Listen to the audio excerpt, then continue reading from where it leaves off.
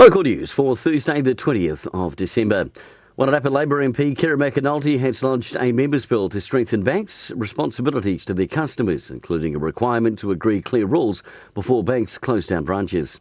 He says, "I've seen firsthand how difficult it is for communities like mine in Wairarapa when the banks rely on vanish overnight. The impact on the people who live there and the business is huge."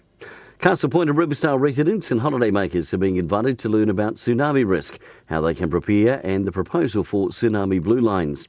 2 dates have been sent for meetings: Sunday the 20th of January, Castle Point Hall, and in Riversdale on Monday the 21st at the Golf Club. And there's still plenty to do for those wanting to get into the Christmas spirit. Cobblestones have their popular carols on Saturday night from 4:30, Sunday in Featherston at the Town Square at 6 p.m, if wet, in the Anzac Hall, and Harlequin Theatre in Masterton are performing Paul Percy's A Pirate Christmas. 2 shows on Sunday, 1 p.m. and 5 p.m. And Wednesday and Friday nights beginning on the 2nd of January, Carterton Pools will be open for late nights, and this will run through until February.